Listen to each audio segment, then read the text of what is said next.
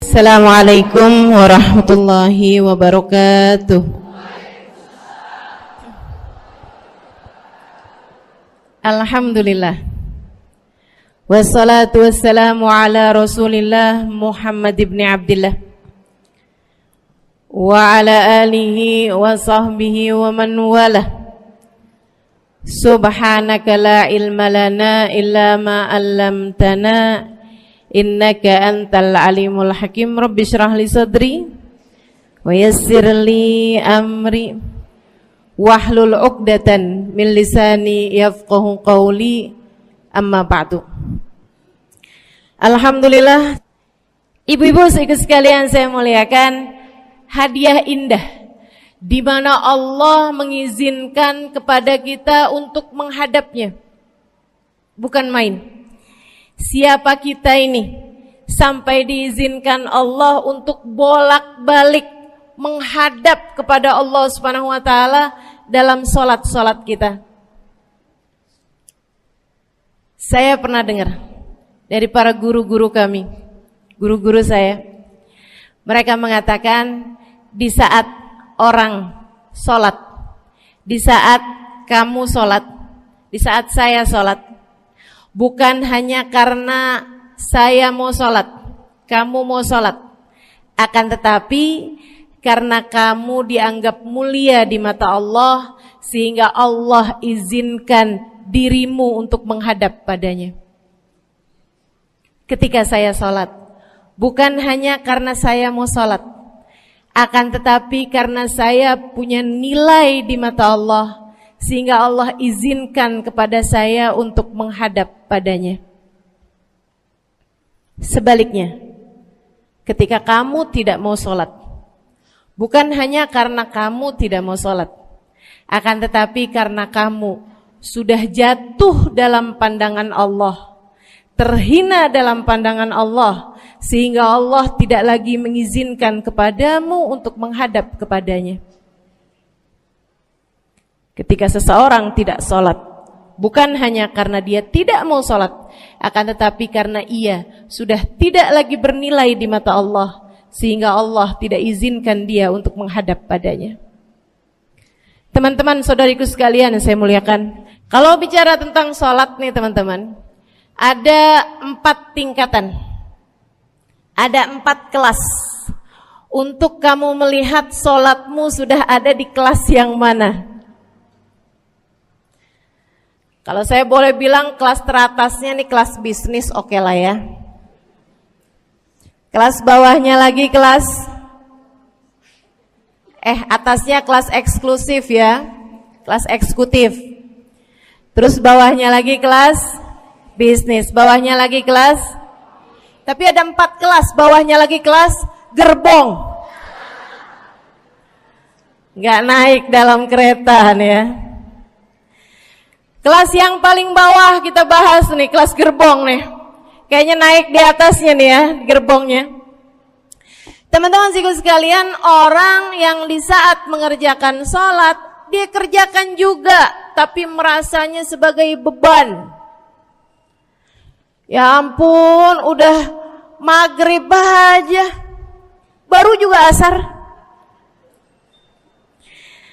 Ya ampun, males banget dah. Ini gak ada rusuh nih, kita kan lagi jalan-jalan nih, kita kan lagi belanja nih di Tanah Abang. Itu jamaah aja gimana sholatnya. Nah ini orang-orang yang menganggap sholatnya sebagai beban, malas kalau disuruh sholat, terutamanya subuh. Terutamanya sholat subuh. Ini Allah ceritakan orang-orang yang seperti ini adalah kelompoknya orang munafik, naudzubillah. Alladzina idza qamu ila sholati qamu kusala. Orang-orang yang kalau disuruh sholat bangun juga sih, tapi malas banget. Setan nih nemenin dia, kayak naroin batu di atas kepalanya, bikin dia berat mau ngerjain sholat. Kalau lagi tidur, ngipas-ngipasin matanya, bobo aja lagi. 5 menit lagi, 5 menit lagi. Bangun-bangun udah siang. Pernah terjadi padamu?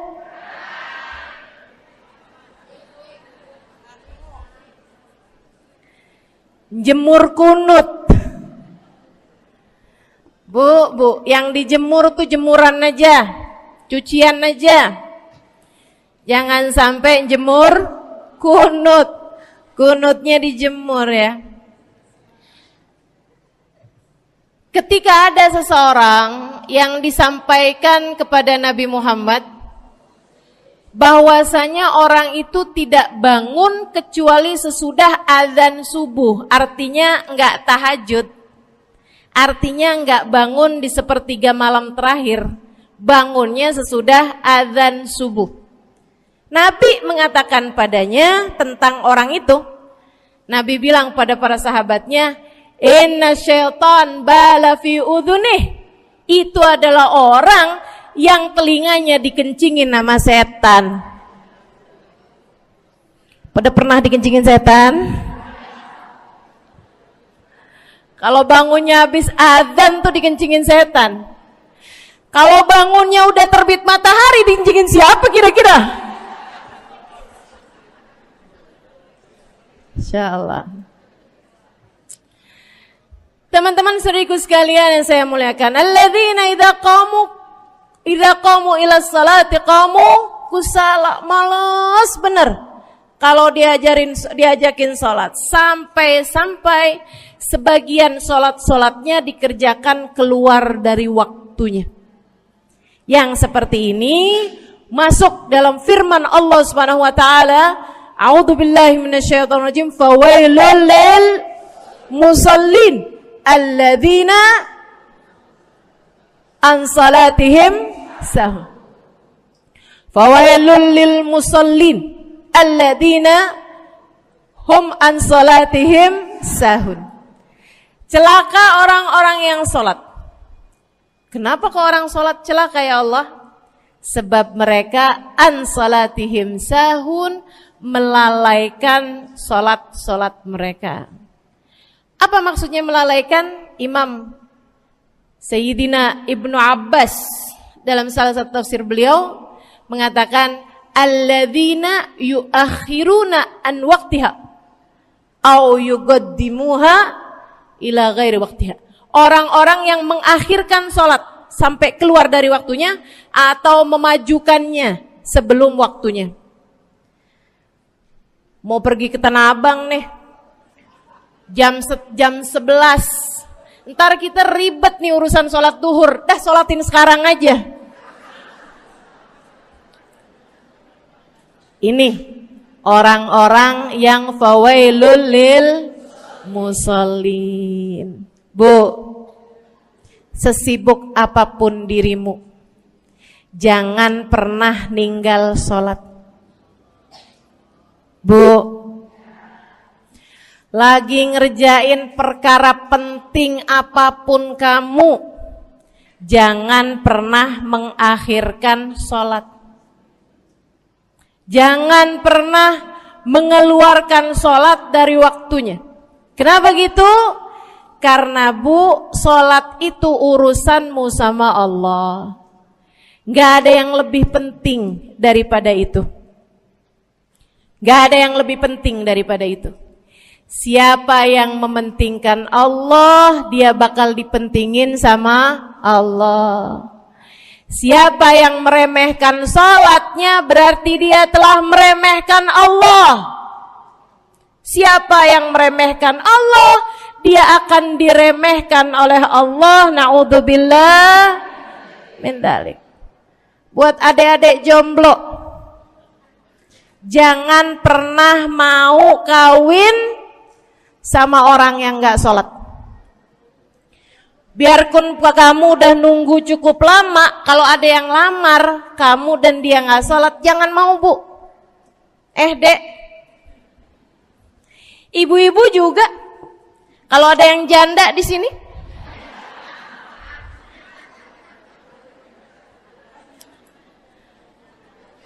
terus ada yang lamar kamu, Walaupun di garasinya ada kijang,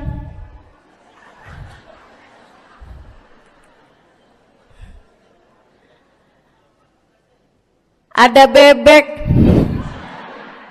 motor maksudnya ya, datang melamar kamu, jangan terima.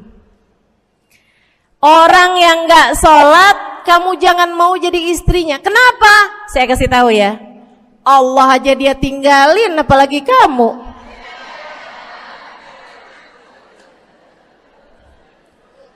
Allah aja dia tinggalin. Siapa yang tidak berguna baginya peringatan Allah, maka tidak akan berguna baginya peringatan dari siapapun. Tapi dia mencintai saya, Ustazah. Dia mencintai saya cinta mati katanya. Sekarang tungguin setahun 2 tahun, cintanya hilang, tinggal matinya. Tapi dia mencintai saya luar biasa, Ustazah. Dia tak sanggup hidup tanpa saya.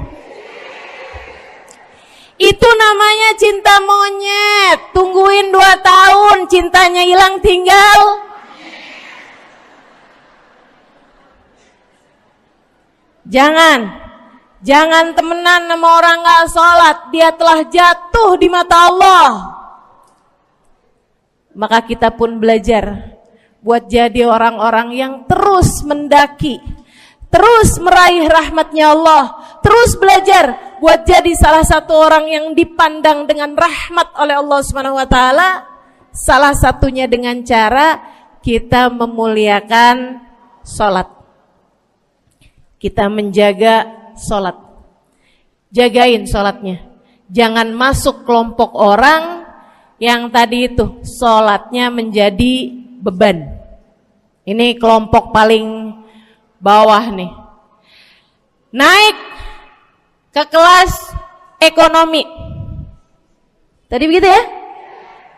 Kelas ekonomi, orang-orang yang sholatnya menjadi sebuah kewajiban. Dia kerjain, dia tahu itu wajib, dia gak akan tinggalin. Tapi sama halnya dengan kewajiban-kewajiban yang lain. Kita nih kalau mikirnya kewajiban, Bu, kalau gak diwajibin lagi seneng. Betul gak? Masih ada kayak beratnya gitu ngerjain sholat. Orang yang sholatnya dianggap sebagai kewajiban. Kayak anak-anak sekolah tuh, wajib pakai seragam, wajib ngerjain PR. Kalau 1 hari, besok enggak wajib pakai seragam. Ada enggak ya pakai seragam? Enggak ada. Enggak ada. Enggak ada yang besoknya dipakai seragam terus tanyain, "Kenapa kamu tetap pakai seragam?" Abisnya saya suka sama seragamnya. Enggak ada. Karena mereka menganggap pakai seragamnya adalah kewajiban. Sekolahnya sebagai kewajiban. Jadi giliran besok libur anak-anak, hore gitu. Ada orang-orang yang sholatnya dianggap sebagai kewajiban. Nggak ada yang nambah kalau kewajiban tuh. Sholat sunnah boro-boro. Sholat wajib aja kalau bisa dibikin sesingkat mungkin akan dilaksanakan dengan cara yang sesingkat-singkatnya.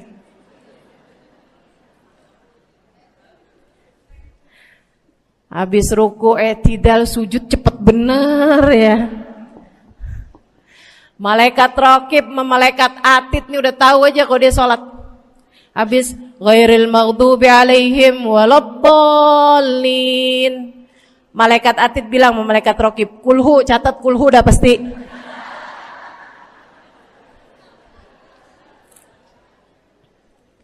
Kulhu aja gak kelar-kelar. Teman-teman saudaraku sekalian yang saya muliakan, sholatnya dianggap sebagai sebuah kewajiban. Nggak nambah dengan sunnah, namanya wajib. Kita naik lagi insya Allah. Sholatnya kita naikkan dari yang kewajiban kita naik menjadi kelas bisnis, sholatnya sebagai sebuah kebutuhan. Mudah-mudahan nih ibu-ibu, teman-teman semuanya yang sedang menyimak kajian pada hari ini, saya doakan, karena saya berharap saya pun juga didoakan, agar menjadi salah satu orang yang sudah berada dalam tingkatan ini. Sholat kita tahu adalah kebutuhan kita. Sama kayak kebutuhan makan, Bu. Ibu kenyang nggak kalau makan nasi doang 2 piring? Kenyang. Siapa yang bilang nggak kenyang? Kalau kamu makan nasi doang sepiring, kenyang apa nggak kenyang? Kenyang. Akan tetapi pasti ibu-ibu mau nambah dah. Nambah apaan? Lauk. Nambah lauknya. Ada ikan asin, ada sayur asem. Langsung pada lapar nih. Ada sambal. Masya Allah, ada tempe goreng. Udah Ibu ya, tetangga lewat kagak nyadar. Masya Allah. Teman-teman saya sekalian, kita nambah, bahkan udah kenyang pun kita masih cari lagi tambahan. Makanan apa nih yang bisa kita makan? Karena kita tahu makan adalah sebuah kebutuhan kita. Kita perlu sama makan. Kita butuh sama makan. Maka demikian pula dengan orang-orang yang sholatnya sudah dia tahu adalah sebagai sebuah kebutuhan. Cukup sih duhur 4 rakaat, dia nambah. Ada qobliyahnya, ada ba'diyahnya. Jam-jam 9 pagi nggak ada sholat wajib sih, tapi pengen ngemil, ya Bu ya, dengan cara kerjain sholat duha.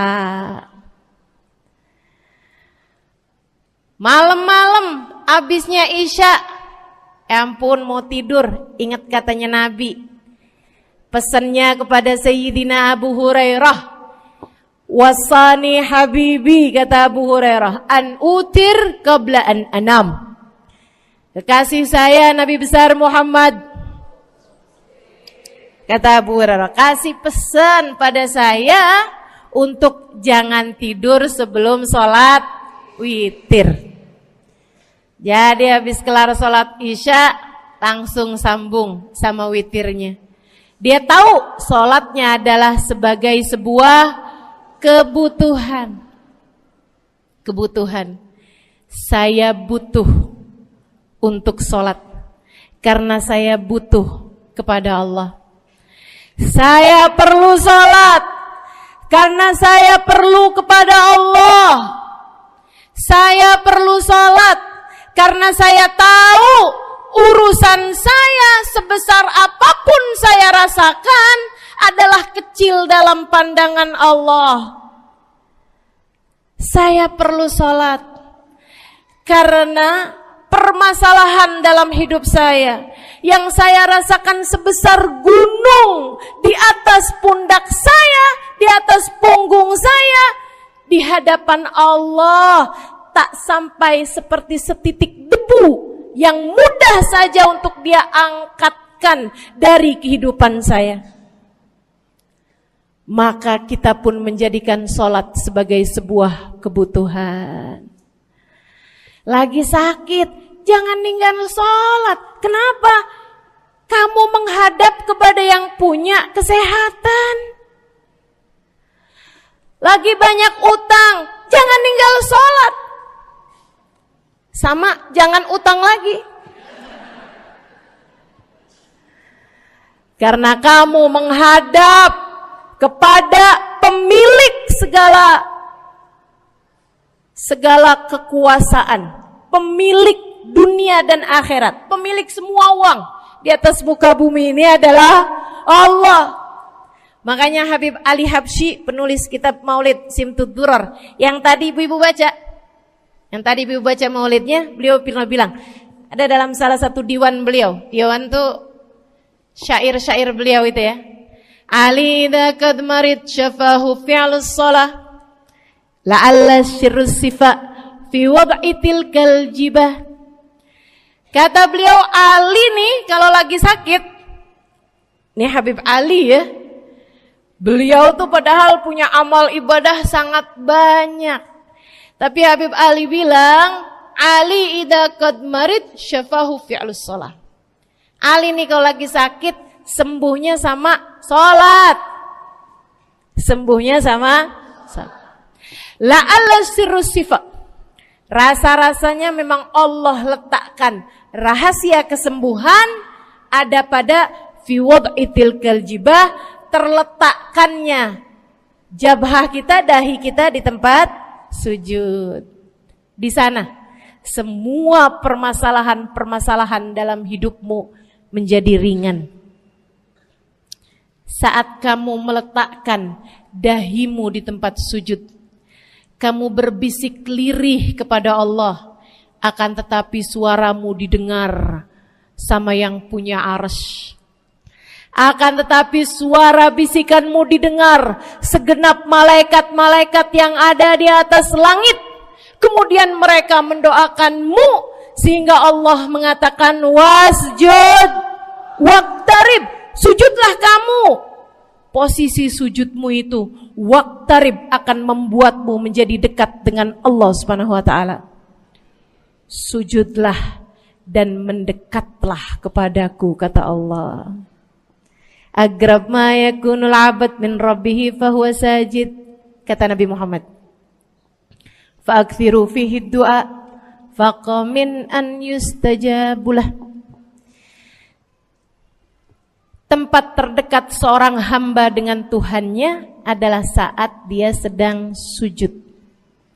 Maka perbanyaklah doa dalam sujudmu, kata Nabi Muhammad. Doamu sangat mungkin diijabah oleh Allah.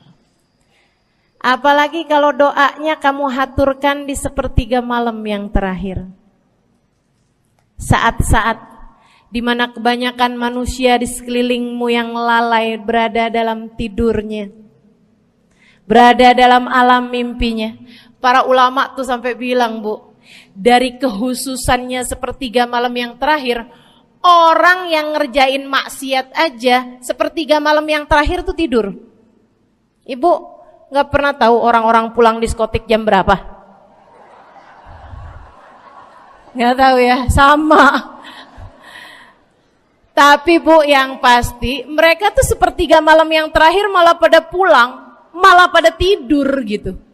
Orang maksiat aja itu sama Allah dibuat tidur tuh di jam-jam yang biasanya turun rahmatnya Allah. Allah mau milih nih mana nih hamba-hambaku, pilihan-pilihanku akan aku bangunkan untuk menghadapku. Kemudian Allah Subhanahu wa taala bertanya, hal min mustaghfirin, hal min taib, hal min talibi hajatin faunilahul matalib. Siapa nih di antara kalian yang lagi mohon doa, minta pertolongan, mohon ampunan, akan aku beri, kata Allah Subhanahu wa taala, sebab kalian meminta pada waktu yang paling aku suka. Kalau punya hajat minta. Kapan mintanya? Dalam sujud. Kapan sujudnya? Dalam sholatmu di sepertiga malam yang terakhir. Bu, ngelihat muka-mukanya pada punya hajat banyak-banyak nih. Gimana tahajudnya? Mudah-mudahan Allah jadikan kita salah satu di antara mereka yang menyibukkan diri di sepertiga malam yang terakhir, insyaallah. Sampai-sampai Bu ya, saya tinggal lama di kota Hadramut dulu. Orang-orang di Hadramut, orang awamnya, itu kalau mereka punya anak kecil umur 1 tahun, 2 tahun, 3 tahun tuh, punya anak bayi, balita gitu. Kalau mereka bangun di sepertiga malam yang terakhir, mereka akan membangunkan anak-anaknya walaupun buat main. Alasannya 2. Yang pertama, agar mereka terbiasa bangun di jam-jam segitu. Nantinya kalau besarnya mereka jadi udah kebiasaan bangun di jam segitu, gampang ngerjain tahajud. Alasan yang kedua, ibu-ibu sekalian, agar anugerah, karunia, rahmat, pemberian Allah yang Allah turunkan di sepertiga malam yang terakhir, anak-anak mereka pun berhak untuk mendapatkannya karena mereka tidak sedang dalam keadaan tidur dan dalam keadaan berjaga. Kan kebalik sama orang kita. Anak-anak kita, cucu-cucu kita kalau bangun jam segitu kita tidurin lagi, masih malam nak, masih malam. Mama masih ngantuk nak. Masya Allah. Ibu, saya punya ibunya guru saya. Saya punya guru salah satunya dan yang tercinta di hati saya, Sayyidil Habib Umar bin Hafid. Guru saya. Beliau punya ibu namanya Hubabah Zahra. Almarhumah, baru meninggal masa-masa deket pandemi. Ya Bu ya, baru aja beberapa tahun silam meninggalnya. Itu ibu-ibu sekalian punya anak kalau nggak salah 12. Kalau nggak salah 12 anak beliau. Laki-laki 5. Kalau saya nggak salah ya, mohon maaf kalau saya salah. Kemudian yang perempuan 7. Semuanya soleh-solehah. Semuanya Bu, jadi orang-orang yang luar biasa, yang terutamanya anak yang pertama yaitu Habib Ali Masyhur, jadi mufti pada zamannya di Kota Tarim. Sampai wafatnya beliau masih sebagai mufti. Mufti itu Bu, permasalahannya umat semuanya ada di meja beliau untuk beliau selesaikan. Anak yang laki-laki yang paling kecil, Habib Umar bin Hafid, menjadi kita tahu semuanya ya, orang soleh, ulama, waliullah. Ibu-ibu sekalian, kita mau tahu nih, anak-anak soleh-solehah semacam itu ibunya kayak gimana gitu. Karena Bu, mohon maaf, walaupun memang Nabi Nuh, nabinya udah soleh, anaknya nggak soleh, kan begitu ya? Ada juga sih, tapi secara mayoritasnya Bu, buah jatuhnya tak jauh dari emaknya begitu, anaknya kurang lebih begitu. Anaknya begitu, emaknya biar kita nggak lihat gitu udah bisa ngebayangin kayak apa orangnya. Ibu-ibu sekalian, nih anak-anaknya Hubabah Zahra, Masya Allah semuanya. Kita mau tahu ibunya kayak gimana. Satu cerita aja tentang Hubabah Zahra. Ibu-ibu sekalian, anaknya cerita, Hubabah Zahra, Umi, anak perempuannya, dia bilang seumur hidupnya nggak pernah ninggal tahajud. Bu, dari awal balik sampai meninggal, tidak pernah meninggalkan tahajud. Jauh banget ya? Sama siapa? Tahajud semalam, seminggu libur. Kelakuan siapa tuh? Hubabah Zahra gak pernah ninggal tahajud kecuali satu malam. Satu malam itu beliau tuh lagi ada hajat besar, maksudnya lagi kayak ada acara pernikahan, kemudian beliau juga kelelahan, kecapean, baru tidurnya juga jam-jam 2, jam-jam mau jelang pagi Bu ya. Kelewatan tahajud. Bangun pas azan subuh. Ibu, beliau bangun dengan gemeteran. Beliau bangun dengan menggigil padahal nggak musim dingin. Beliau bangun, azan, innalillahi wa inna ilaihi rajiun. Azan, astagfirullah, ya Allah, astagfirullah, azan, ya Allah, ampuni Zahra ya Allah, ampuni Zahra ya Allah. Anaknya cerita, hari itu aku tidak pernah melihat ibuku berlelehan air mata sepanjang hari lebih daripada hari tersebut. Hari itu kami melihat ada seorang perempuan berlelehan air mata beristighfar memohon ampun kepada Allah karena satu malam dalam hidupnya beliau meninggalkan tahajudnya, teman-teman. Masya Allah, Masya Allah. Tiap kali makan ingat gitu, ya ampun tadi malam gak tahajud, samihni ya Rab, samihni ya Rab, sampai gak enak makan. Insya Allah, Insya Allah. Mudah-mudahan Allah jadikan keagungan sholat ada dalam hati kita.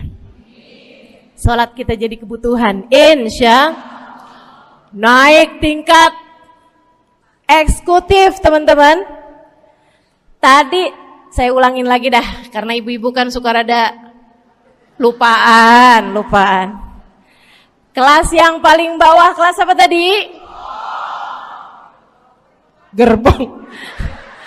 Menjadikan sholatnya sebagai beban. Kelas berikutnya menjadikan sholat sebagai kewajiban. Naik lagi menjadikan sholat sebagai kebutuhan. Tingkat terakhirnya ada hamba-hamba tercinta di sisi Allah yang menjadikan sholat mereka sebagai sebuah hiburan dalam hidupnya, hobi dalam hidupnya.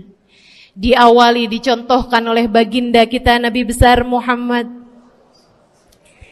yang mengatakan dalam hadis sahihnya, wa ju'ilat qurratu aini fis shalah, wa ju'ilat qurratu aini fis shalah. Dijadikan, kata Nabi Muhammad, Allah telah menjadikan, dijadikan li untukku qurrat aini, kesenanganku dalam kehidupan, kebahagiaanku ada pada, hobiku ada pada as-shalah, salat. Nabi itu orang yang kesenangan beliau, hobi beliau adalah salat. Kana idza faza'ahu amrun aladha ila shalah.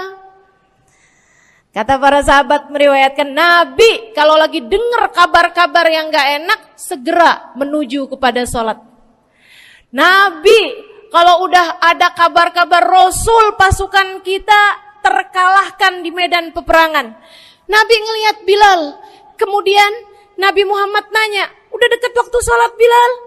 Sebentar lagi Rasul, arihni bihaya Bilal, arihni bihaya Bilal. Yuk Bilal, santaikan diri saya Bilal, tolong hibur diri saya Bilal. Segera azan dan kita akan sholat bersama-sama wahai Bilal. Kesenangan beliau, hobi beliau dalam sholat, dalam hidup adalah sholat. Teman-teman saya sekalian, bukan hanya Nabi Muhammad, tapi para sahabat-sahabat Nabi Muhammad, tapi para tabi'in, para tabi'it tabi'in. Saudaraku sekalian saya muliakan, Sayyidina Umar bin Khattab alaihi ridwanullah, kana idza ja'ahu hal, apabila beliau dalam keadaan hatinya lagi khusyuk, hatinya lagi nyambung banget sama Allah Subhanahu wa taala, kalau mau salat sunnah manggil orang. Beliau salat dalam masjid, ada orang mau salat sunnah, ada orang lagi baca Quran dipanggil sama beliau. Kamu saya bayar ya. Kamu duduk sebelah sini saya nih, baca Qur'annya deketan saya sini, kamu saya bayar. Buat apaan wahai Sayyidina Umar? Buat negur saya, ngingetin saya lagi sholat nih.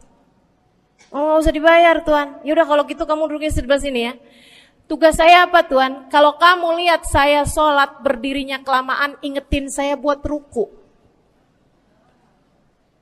Kalau kamu lihat ruku saya kelamaan gak bangun-bangun, ingetin saya buat bangun.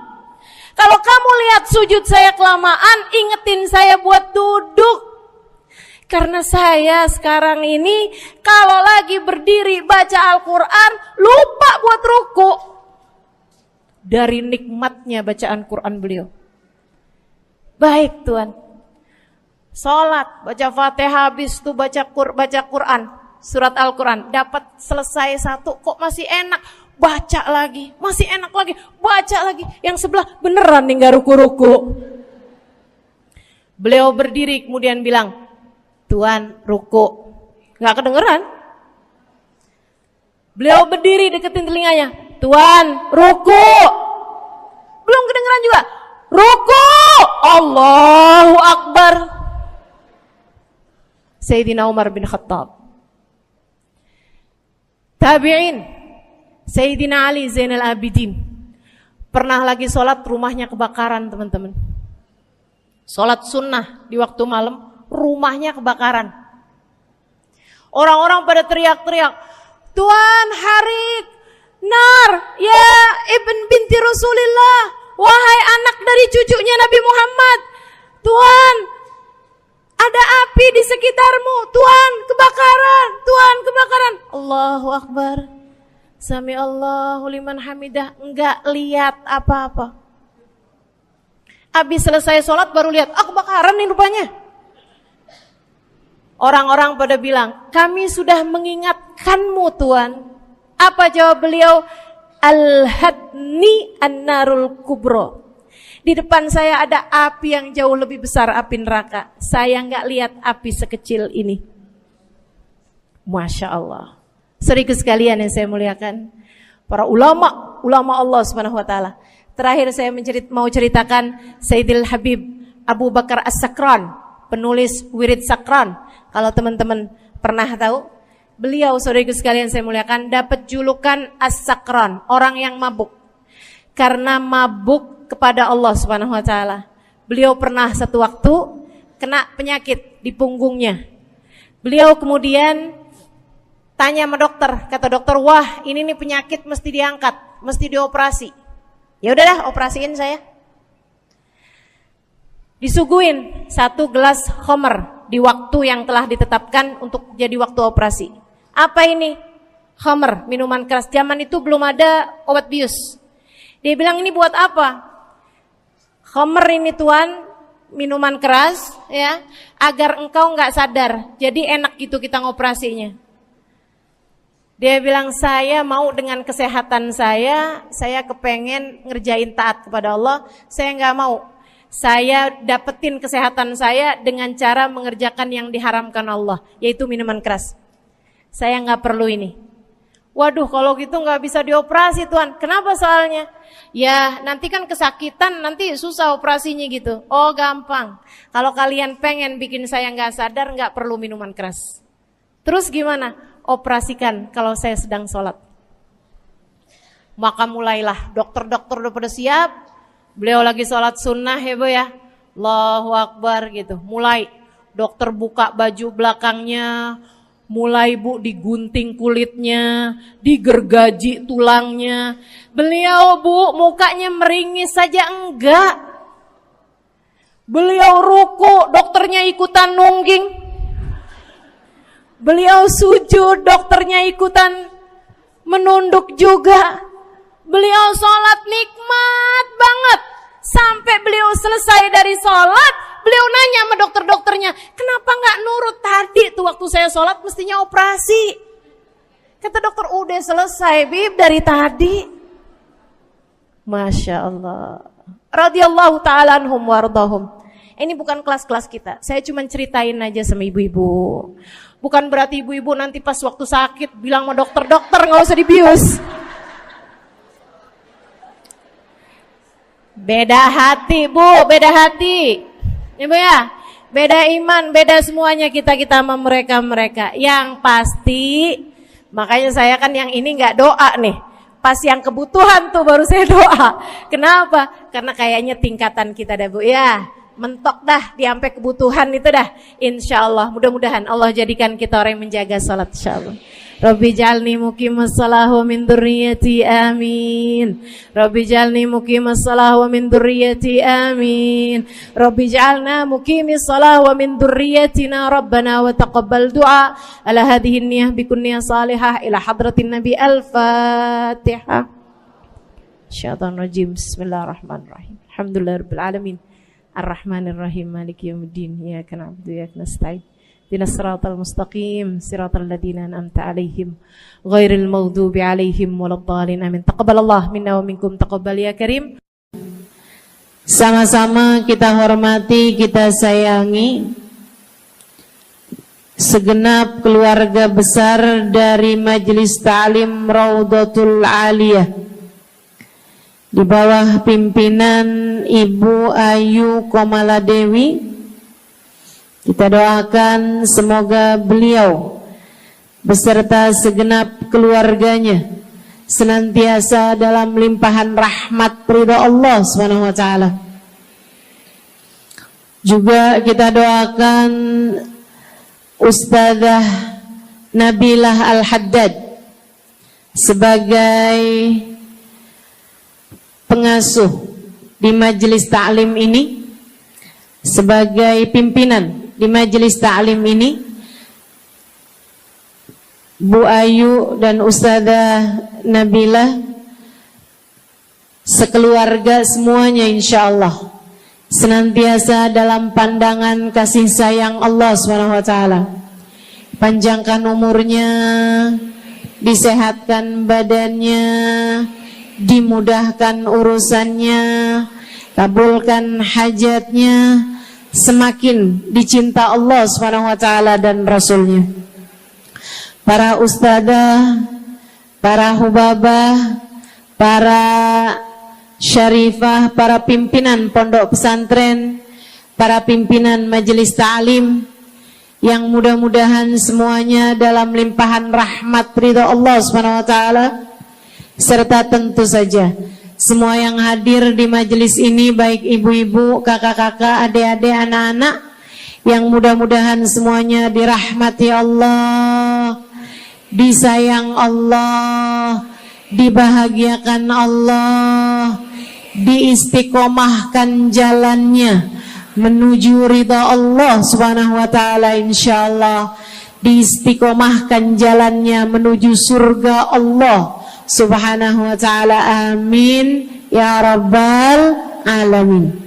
Qul amantu billah thumma istaqim, kata Nabi Muhammad sallallahu alaihi wasallam kepada seorang pemuda yang meminta nasihat, ya Rasulullah ausini, wahai Rasul tolong nasihati aku. Kita kalau ketemu orang mulia jangan minta duit, Bu. Kita kalau datang ketemu sama orang-orang yang kita tahu doanya mustajab, sangat soleh, hidupnya baik, apalagi jika dia adalah kekasih Allah Subhanahu wa taala. Kamu kalau berjumpa dengan ulama, jangan minta sesuatu yang duniawi. Tirulah para sahabat ketika berjumpa dengan Nabi Muhammad. Biasanya mereka meminta satu dari dua hal. Yang pertama, mereka minta doa. Ida'ili ya Rasulullah, doakan aku wahai Rasul. Ibu juga gitu. Kalau ketemu sama ulama, ketemu orang soleh, ketemu kiai, ketemu habib yang kita tahu doanya mustajab, bertemu hubabah, mintalah doa. Tapi jangan hanya sekedar urusan doa duniawi, Bu. Doa duniawi itu yang gimana, Ustazah? Doa yang kalau diijabah nggak akan manfaat begitu kamu masuk dalam alam kubur. Itu namanya doa duniawi. Ustazah, doakan saya biar saya cepat kebeli rumah. Bu, kalau mati rumahnya dibawa gak? Ustazah, doakan saya kepengen beli HP baru. Dibawa gak HP-nya? Enggak. Itu namanya doa duniawi. Ustazah, Doakan biar suami saya tambah cinta.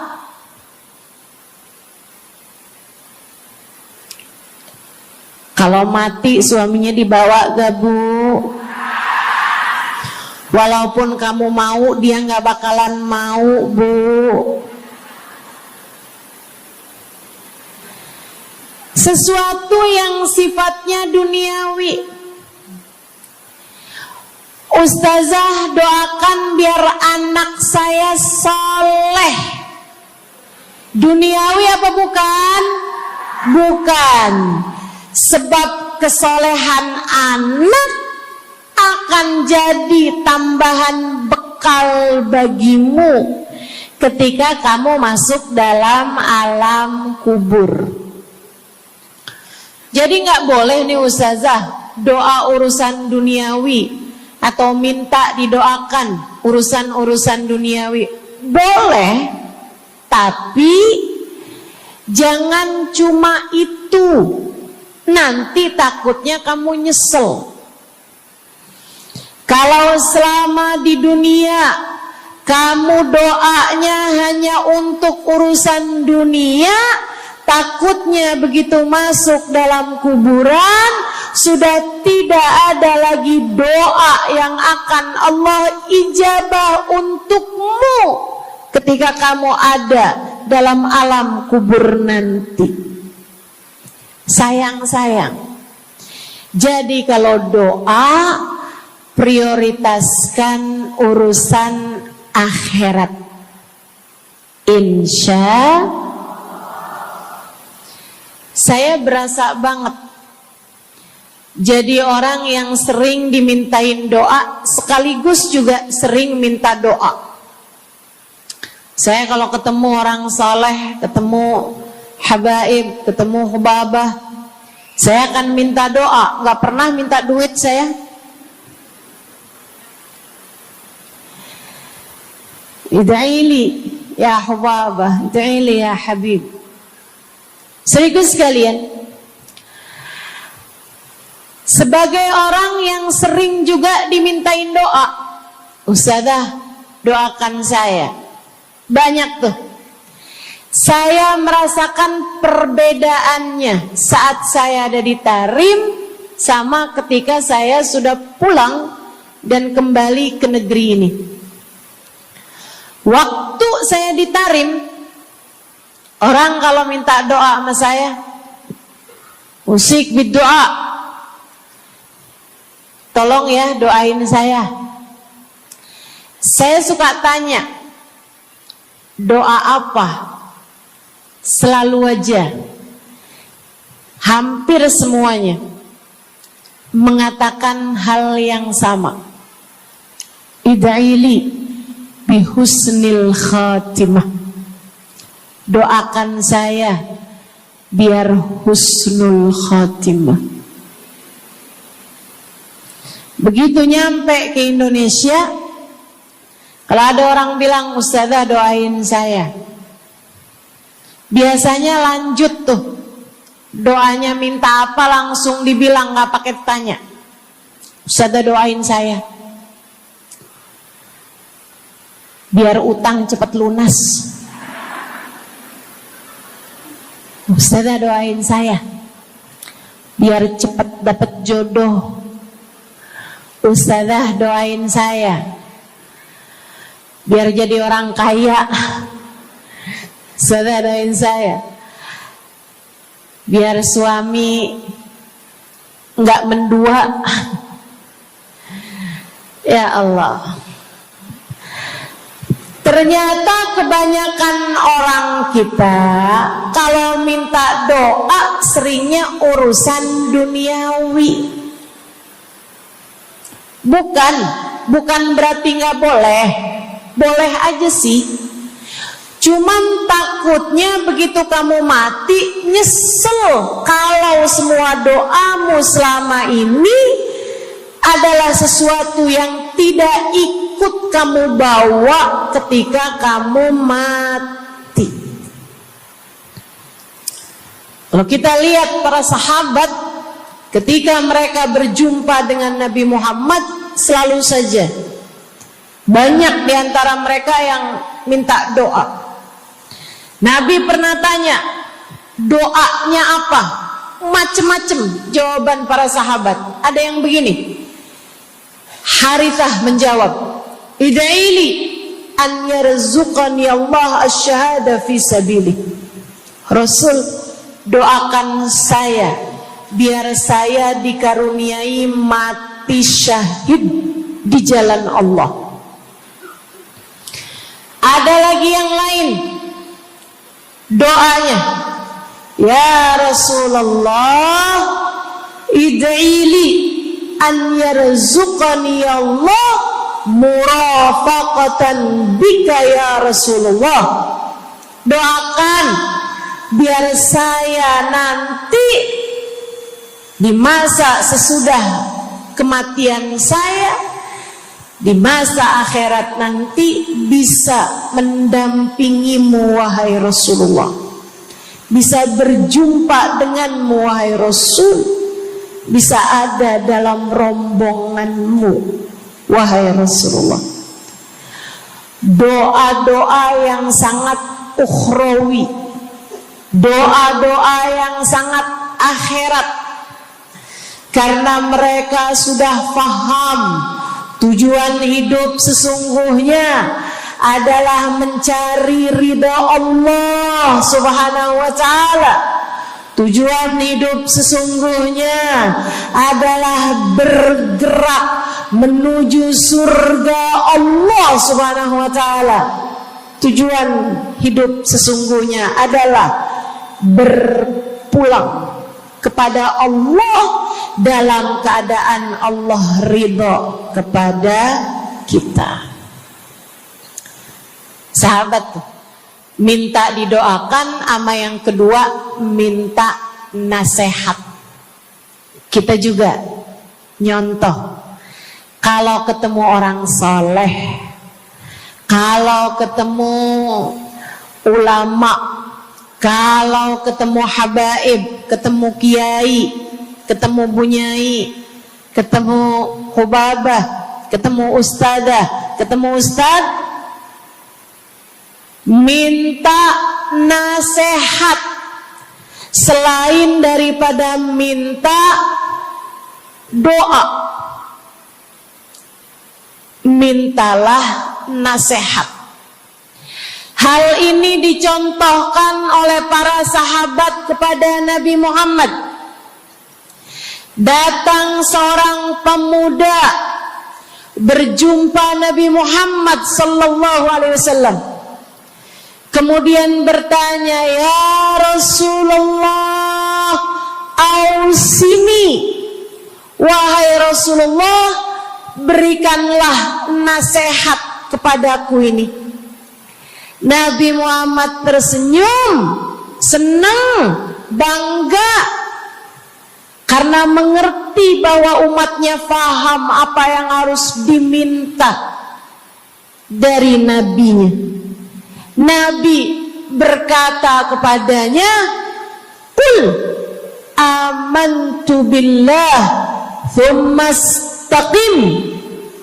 Kata Nabi Muhammad, ucapkanlah, aku beriman kepada Allah, kemudian istiqomahlah kamu di jalan Allah. Nasihat Nabi Muhammad buat pemuda tersebut, nasihat Nabi Muhammad buat pemuda-pemuda umatnya sepanjang zaman, nasihat Nabi Muhammad buat umatnya baik yang muda maupun yang tua, baik laki-laki maupun perempuan, baik yang pintar maupun yang kurang pintar, semua umatnya dinasehati sama Nabi Muhammad. Karenanya akan saya sampaikan hal ini kepadamu hari ini. Quli, ucapkanlah, amantu billah, aku beriman kepada Allah. Tsumastaqimi, kemudian istiqomahlah kamu, wahai saudariku, di jalan Allah. Katakanlah, aku beriman kepada Allah. Kemudian istiqomahlah. Istiqomahlah. Nasihat yang sangat indah dari baginda kita Nabi besar Muhammad, yang Allah karuniakan kepadanya jawami'al kalim, dapat selalu berbicara dengan kata-kata yang ringkas tapi padat. Nabi itu ucapannya ringkas tapi padat. Nggak kayak saya, Bu, udahlah panjang dan ya, mudah-mudahan Allah jadikan ucapan-ucapan kita jadi kalimat-kalimat yang akan membawa kita menuju surga. Jadi ucapan-ucapan yang akan bawa kita menuju ridha Allah Subhanahu wa taala. Ibu-ibu, kita sama-sama belajar biar kalau ngomong itu enggak panjang-panjang, akan tetapi bermutu, berkualitas. Terutama Bu, ibu kalau ngomong sama anak-anak ibu, kadang-kadang panjang bener. Padahal itu aja, anak sampai hafal. Iya mah, katanya gitu. Betul gitu? Nabi kalau ngomong pendek aja tapi penuh makna. Nabi kalau bicara seringkali nggak panjang-panjang tapi sangat berarti. Satu hadis beliau saja bisa disyarahkan, diberi keterangan, hingga bahkan berkitab-kitab banyaknya. Ibu-ibu sekalian, salah satu dari ucapan ringkasnya Nabi Muhammad, amantu billah, kata Nabi, qul amantu billah, tsumastaqim, ucapkanlah, aku beriman kepada Allah, kemudian istiqomahlah di jalan Allah. Apa itu istiqomah? Lurus, jangan belok-belok. Lurus, jalan terus. Jalannya adalah jalan yang lurus. Itu yang selalu kita minta dalam tiap rakaat sholat kita. Kita berdoa kepada Allah, ihdinas siratal, ya Allah, tempuhkanlah untuk hidup kami ini jalanmu yang lurus. Sama kayak kamu lagi bilang, ya Allah, karuniakanlah dalam kehidupan kami keistiqomahan di jalanmu ya Allah. Kamu selalu minta istiqomah 17 kali sekurangnya tiap hari. Betapa sangat pentingnya istiqomah ini, saudaraku sekalian. berada dalam jalan yang lurus. Saya mau bahas jalan lurus yang dimaksud ini apa aja. 1, kamu harus lurus imannya. Amantu billah, aku beriman kepada Allah. Kata Nabi Muhammad sallallahu alaihi wasallam, qul amantu billah, ucapkanlah aku beriman kepada Allah. Maka istiqomah tersebut yang nomor 1 adalah dalam urusan keimanan. Bu, Kak, Dek, Nak, yang lurus imanmu. Iman yang lurus tuh yang gimana, Ustazah? Iman yang lurus adalah memahami 2 kalimat syahadat yang menjadi pintu gerbang keimananmu. Orang kalau masuk Islam, dia jadi orang yang beriman, dia mengucapkan kalimat syahadat. Apa itu? La ilaha illallah. Yang pertama. Yang kedua, Muhammad Rasulullah. Tidak ada Tuhan selain Allah.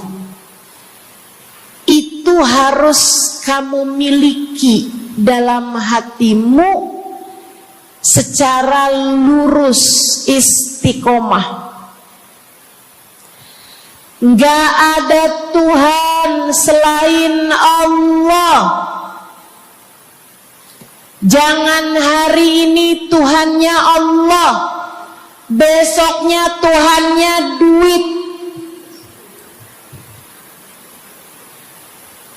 Apapun aja yang disuruh sama duit, yang ada duitnya, yang haram-haram pun diterjang.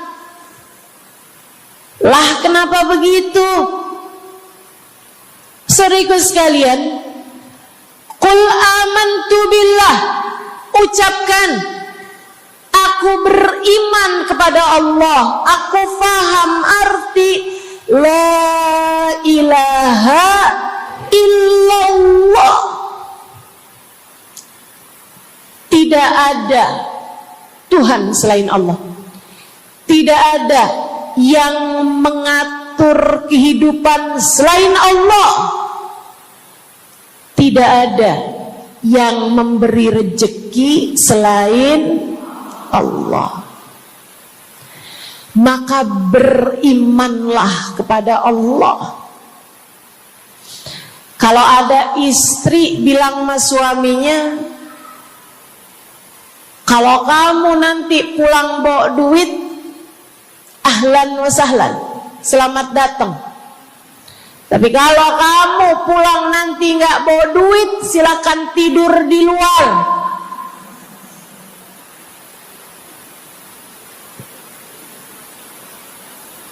Kamu sepertinya kurang beriman. Kamu lupa bahwa pemberi rezeki bukan suamimu, melainkan yang ngasih rezeki itu cuma 1, Bu. Namanya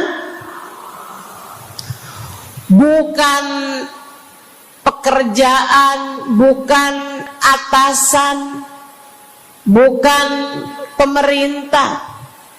Yang ngasih rezeki cuma Allah Subhanahu wa ta'ala. Maka berimanlah atas hal itu. Jangan nyalahin si ini, nyalahin si itu. Imanmu benerin. Imanmu benerin. Banyak orang saya liatin itu suka pada repot urusan rezeki. Banyak banget. Di dunia ini nih banyak yang suka repot urusan rezeki.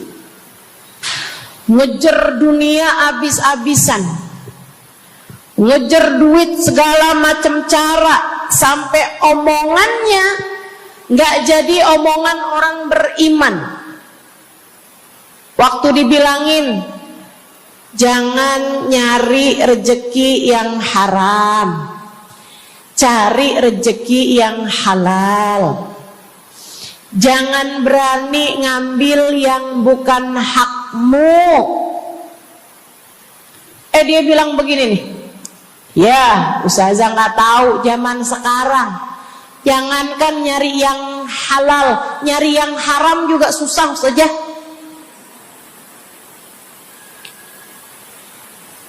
Itu omongan orang nggak beriman. Kamu mesti ngerti dulu, kalau yang kamu minta adalah urusan rezeki, dengerin. Kalau yang kamu minta urusan rezeki, kamu harus datang kepada alamatnya. Yang sering kali membuat kamu setengah mati urusan rezekimu, sampai mau-maunya menghinakan diri, minta-minta sama orang, berharap dari orang. Seorang ibu berharap dari anaknya, seorang istri berharap dari suaminya.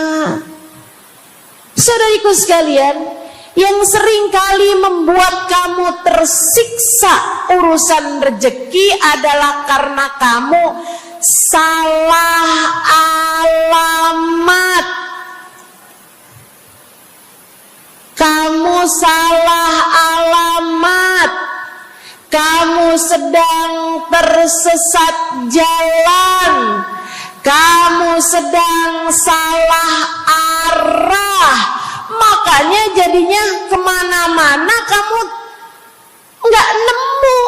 Orang alamatnya aja salah. Ini kalau kamu mau ke Kubah Mas, tapi kamu perginya ke Taman Mini, nyampe apa nggak nyampe? Dapat apa nggak majelisnya? Nggak dapat. Kenapa? Salah alamat. Yang dicari Kubah Mas, kamu perginya ke Keong Mas. Nggak nyampe, nggak dapat. Saya kasih tahu padamu, alamat rezekimu ada pada Allah. Alamat rezekimu ada pada Allah. Alamat rezekimu ada pada Allah. Maka berimanlah kepadanya, fahamilah arti la ilaha illallah. Tidak ada Tuhan kecuali Allah. Gak ada yang ngasih rezeki selain kamu. Lagi sakit, kamu mau nyari obat, saya kasih tahu alamat obatmu. Alamat yang bisa menyembuhkanmu hanya satu, namanya urusan rezeki. Allah sudah bilang, huwar razzaq dzul quwwatil matin. Allah lah satu sang pemberi rezeki. Allah lah satu sang pemilik kekuatan sejati. Jadi kamu kalau mau nyari rezeki, datanglah ke alamatnya, datanglah kepada Allah. Kamu lagi mau nyari kesehatan, jangan salah alamat. Datanglah kepada sang pemilik kesehatan. Alamatnya yaitu Allah yang telah mengatakan, fa idza maridtu fa huwa yashfin. Katanya Nabi Allah Ibrahim, apabila saya sakit, maka hanya Allah lah yang maha menyembuhkan. Berarti nggak boleh pergi ke dokter gitu Ustazah? Silahkan pergi ke dokter, pergi ke apotik, datang kepada orang yang doanya mustajab, minta didoakan. Tapi semua hanyalah sebab, semua hanyalah wasilah. Sang penyembuh sejati adalah Allah. Saudariku sekalian yang saya muliakan, kalau kamu merasa saya lemah Ustazah, gak punya kekuatan, kalau kamu merasa saya bodoh Ustazah, saya tidak mengerti di mana alamat ilmu, di mana alamat pengetahuan. Bu, Kak, Nak, anak-anak nih yang masih lagi belajar di pondok pesantren, yang masih lagi belajar di mana-mana, saya kasih tahu padamu, alamat ilmu ada pada Zat yang Maha Satu, namanya Allamal insana malam ya'lam. Allah lah yang mengajari manusia apa yang tidak dia ketahui. Pengen dapat ilmu, datanglah kepada Allah. Pengen punya kekuatan, datanglah kepada Allah. Saya udah tua Ustazah, saya janda pula Ustazah, saya nggak punya kekuatan ya Ustazah. Kekuatanmu hanya ada pada Zat yang Maha Satu, Allah Subhanahu wa Ta'ala. Datanglah selalu padanya. Imanmu jangan biarkan ia naik turun. Imanmu biarkan ia kokoh di dalam hatimu. Jangan percaya kalau ada yang bilang kekuatan ada pada uang. Jangan percaya. Percaya hanya satu aja, kekuatan ada pada Allah. Jangan percaya orang bilang kekuatan ada pada kecantikan. Kalau kamu cantik, kamu kuat, suamimu gak akan kemana-mana. Jangan percaya, Bu. Percaya hanya satu aja, kekuatan ada pada Allah Subhanahu wa Ta'ala. Kamu takut terjadi hal-hal yang buruk bagimu, bagi anak-anakmu.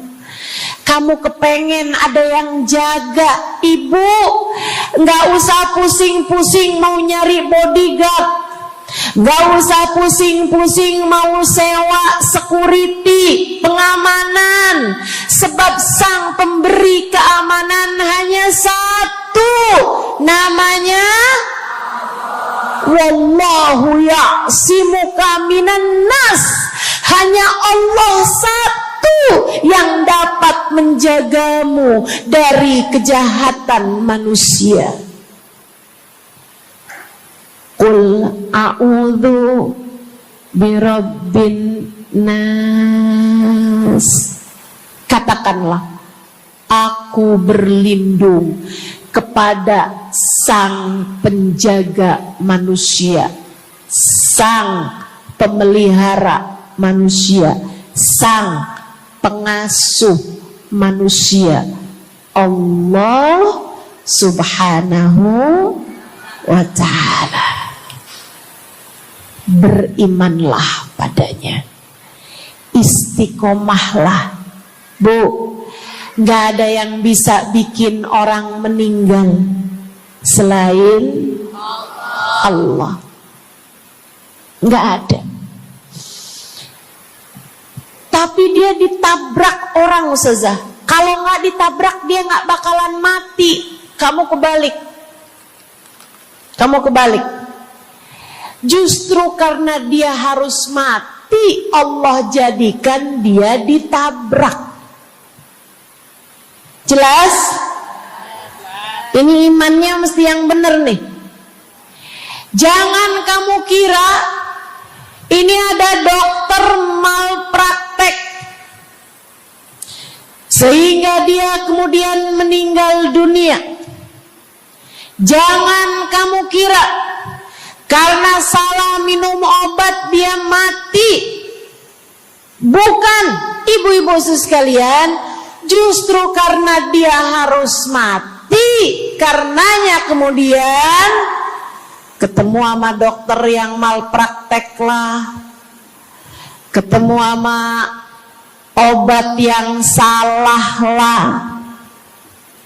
Itu hanya sebab kematiannya itu sendiri. Allah udah bilang, idza jaa ajaluhum la yastakhiruna sa'atan wa la yastaqdimun.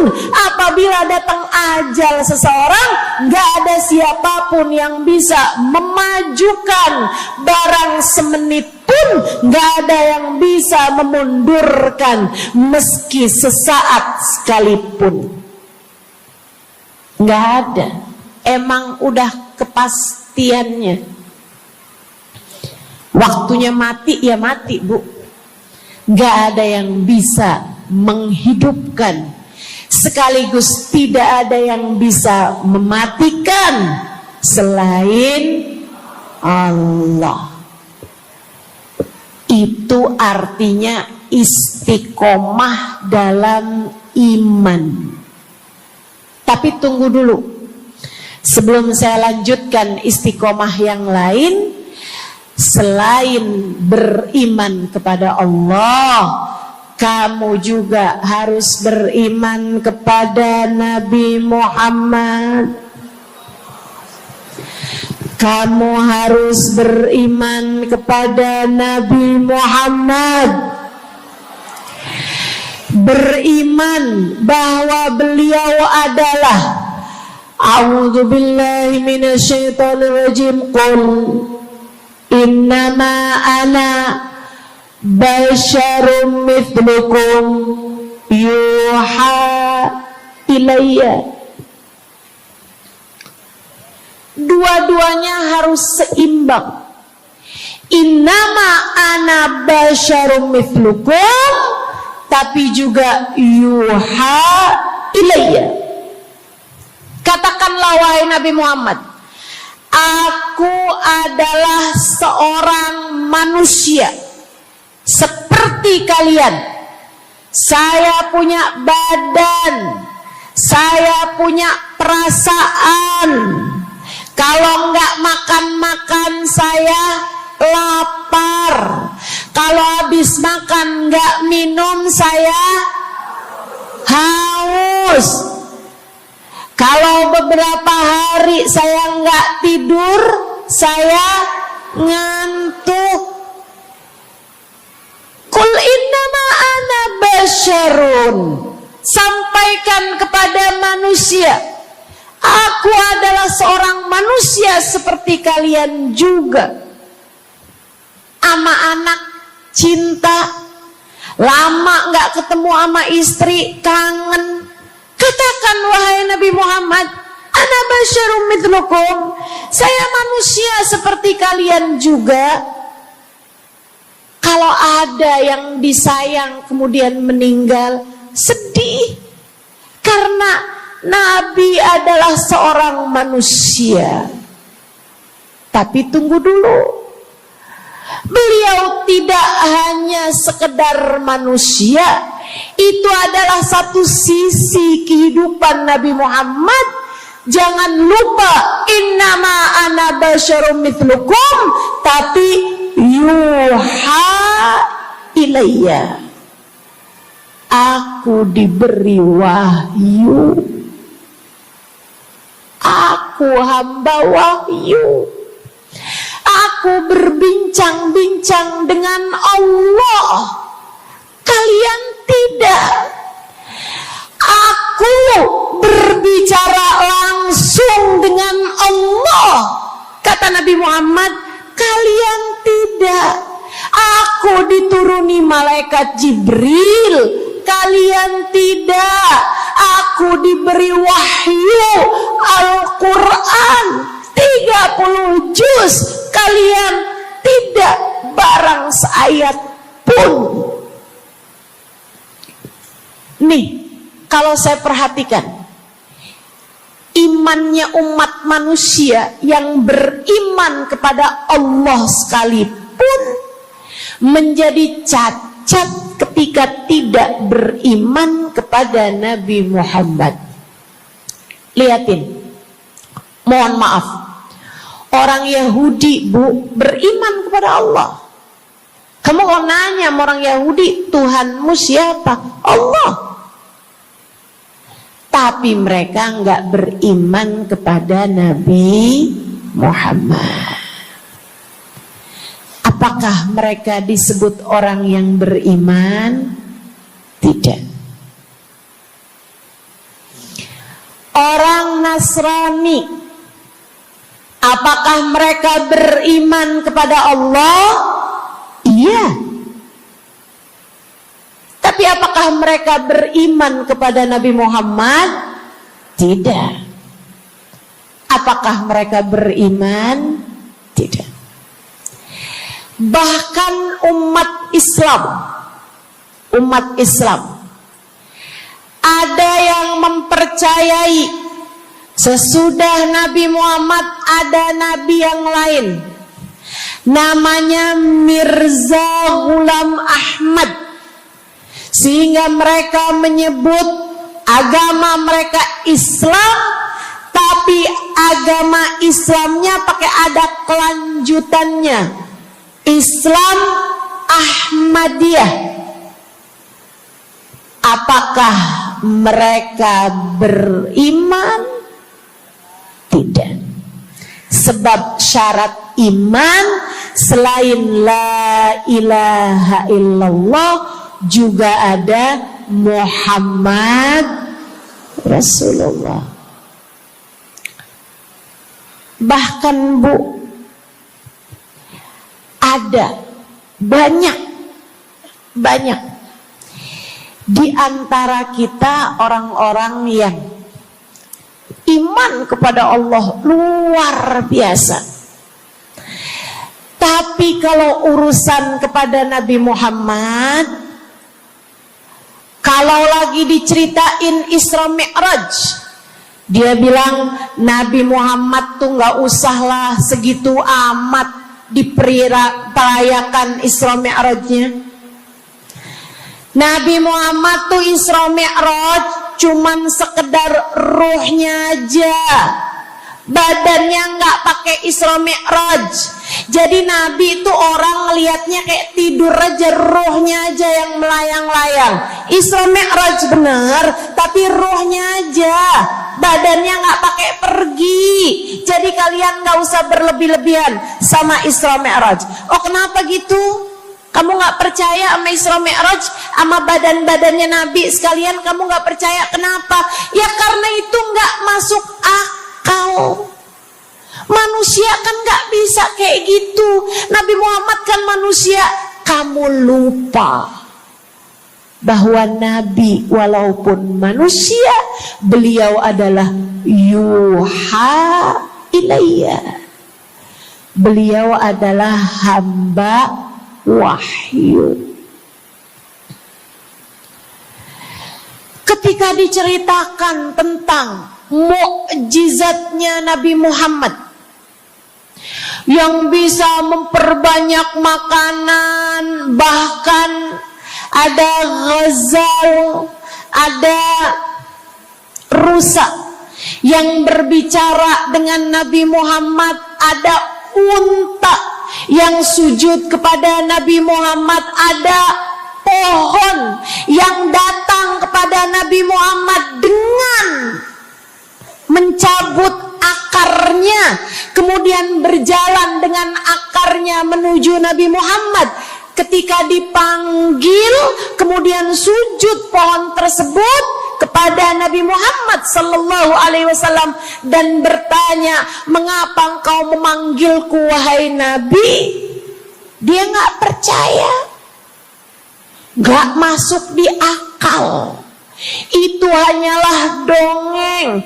Kita bilang tapi hadisnya sahih. Riwayatnya Ibnu Mas'ud yang menceritakan hal itu, hingga bahkan Sahibul Burdah menuliskannya. Katanya Sahibul Burdah Imamul Busiri, ja'at lidakwatihil asjaru sajibatan tamshi ilaihi ala saqin bila qadami. Datang ketika dipanggil sama Nabi Muhammad pepohonan. Mereka datang dengan, mereka berjalan dengan akar-akar mereka, kemudian sujud di hadapan Nabi Muhammad. Ini tentang iman. Mereka nggak percaya. Mereka ngakunya paling beriman. Mereka ngakunya paling lurus imannya. Tapi kenapa kalau mengenai Nabi Muhammad kamu menjadi timpang? Ketika melihat orang ramai-ramai bersolawat kepada Nabi Muhammad, mereka kegerahan. Ketika melihat orang-orang ramai datang ke majelis-majelis maulid, merayakan, bergembira atas lahirnya Nabi Muhammad, mereka kegerahan sampai mereka bikin GAM. Apaan tuh? Gerakan anti maulid. Oh, ada lagi mereka menyebut diri mereka GAS. Apaan tuh? Saya tanya. Gerakan anti solawat lah. Kenapa kamu kegerahan sama Nabi Muhammad? Hah? Kenapa kamu ngerasa kayak takut banget umat begitu cinta sama Nabi Muhammad? Ada apa denganmu? Kamu lupa Nabi Muhammad memang manusia, tapi qul innama ana basyarum mithlukum yuha ilayya. Jangan pernah pisahkan Nabi. Meskipun beliau seorang manusia seperti kita, tapi beliau adalah hamba wahyu. Beliau adalah hamba wahyu. Kamu gerah banget orang bersolawat sama Nabi Muhammad. Ada masalah apa sama kamu? Kamu gerah banget orang baca maulid Nabi Muhammad. Bahkan ada orang-orang yang ngaku paling Islam, tapi gerah banget ngelihat orang berziarah ke makam Nabi Muhammad. Ada masalah apa sama kamu? Yang bermasalah bukan kami umat Nabi Muhammad. Yang bermasalah adalah imanmu. Sebab ketika kita diminta beriman kepada Nabi Muhammad, jangan hanya fokus kepada kemanusiaan Nabi Muhammad, fokuslah pula kepada beliau sebagai hamba wahyu. Saudaraku sekalian yang saya muliakan, istiqomah dalam iman. Beriman kepada Allah, beriman kepada Rasulullah. Cinta kepada Allah, cinta kepada Rasulullah. Cinta kepada Rasulullah, cinta kepada keluarga Rasulullah, cinta kepada sahabat Rasulullah, dan istiqomahlah dalam cinta tersebut. Jadi istiqomah menuju ridha Allah yang pertama adalah istiqomah dalam iman. Yang kedua, istiqomah dalam taat. Bu, Kak, istiqomah dalam taat. Kamu disuruh sholat,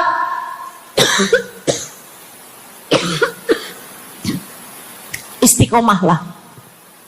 Jangan tinggal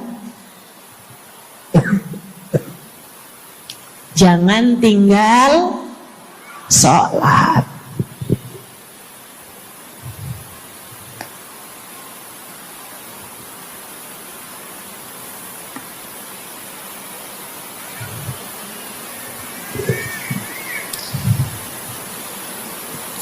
Kamu diperintah buat puasa Ramadan. Jangan tinggal puasa. Yang kemarin puasanya bolong karena menstruasi, karena haid, karena nifas misalnya,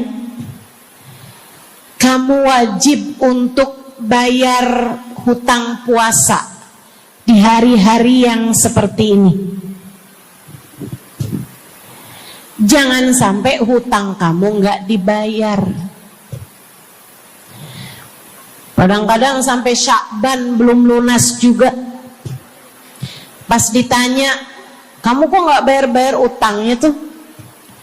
Habisnya nggak ada yang nagih. Kamu minta siapa yang nagih?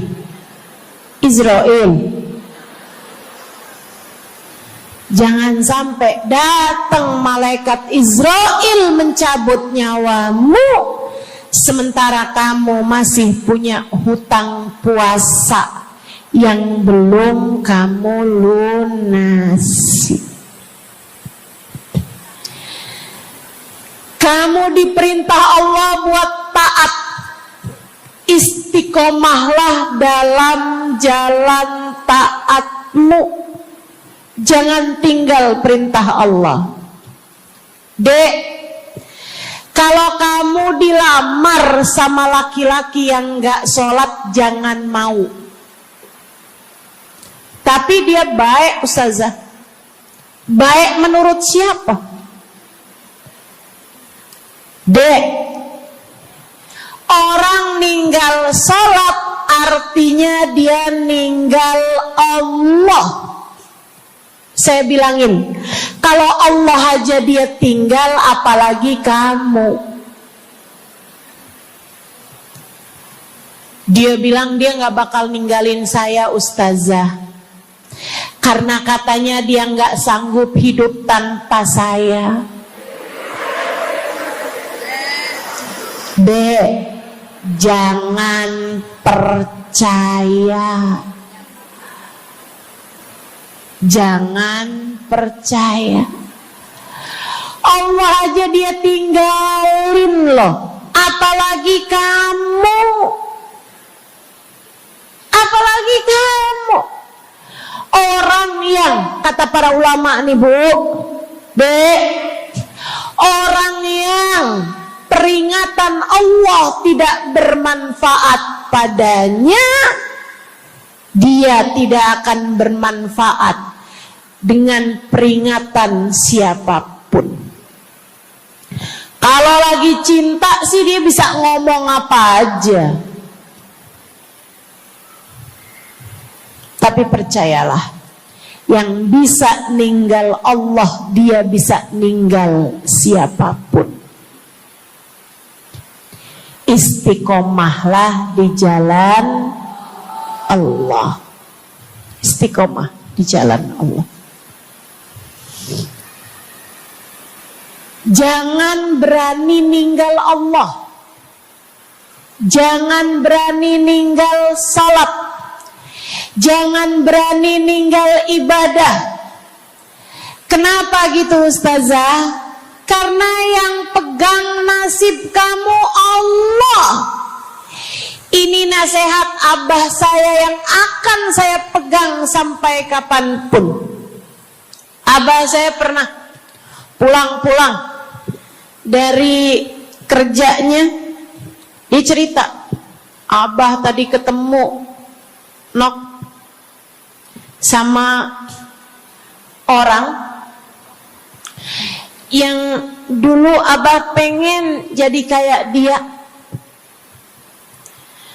Dia itu dulu waktu zaman abah muda, abah kepengen kayak dia, ganteng, kaya, sehat, orang tuanya kaya, dia bisa sekolah. Abah kepengen sekolah, gak ada biayanya.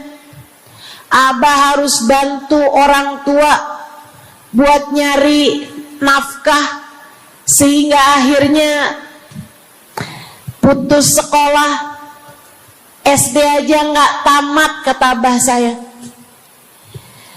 Serius sekalian, kata abah kepengen banget jadi kayak dia itu waktu zaman abah muda. Tadi abah ketemu sama dia di trotoar.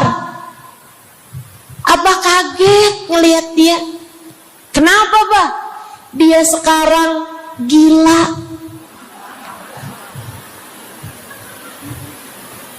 Jadi orang gila di trotoar. Abah pas liatin mukanya kayak kenal nih. Abah saya bilang subhanallah. Nah, abah kasih nasihat sama saya, Bu. Zaman saya SD, biar gini-gini saya pernah SD loh, Bu. Abah saya bilang, nah, ternyata hidup yang paling penting nasib. Dan ingat, nak, nasib adanya di tangan Allah. Maka kalau kamu kepengen nasib kamu bagus, jangan pernah tinggal Allah. Itu nasihat abah saya. Saya pegang terus sampai dengan sekarang. Kamu dalam hidup yang penting nasib. Yang paling penting buat anak-anak kamu dalam hidup mereka adalah nasib. Ibu, nasib. Bukan ilmu, bukan harta, bukan sehat, bukan. Yang paling penting dalam hidup anakmu adalah nasib. Bukan cakep. Kamu nak dalam hidup harus cakep nak. Nanti nak, kalau zaman-zaman akhir nanti ada cara buat mempercantik diri. Pakai nak, operasi plastik, ayo nak. Filler lah, tarik benang lah, semua kerjain nak. Yang penting dalam hidup cantik. Kamu jangan sampai kayak mamah kamu ini nak. Bapak kamu buka cabang di mana-mana. Bukan. Yang paling penting bagi anakmu di hidup mereka di dunia sebelum kelak di akhirat nanti adalah nasib. Saya kasih tahu, yang paling penting adalah nasib. Dan nasib itu adanya dalam genggaman Allah. Maka kalau kamu kepengen nasibmu bagus, kalau kamu kepengen nasib anakmu bagus, Jangan tinggal Allah. Urusanmu dengan Allah yang bagus. Perintah-perintah Allah jangan ditinggal. Larangan-larangan Allah jangan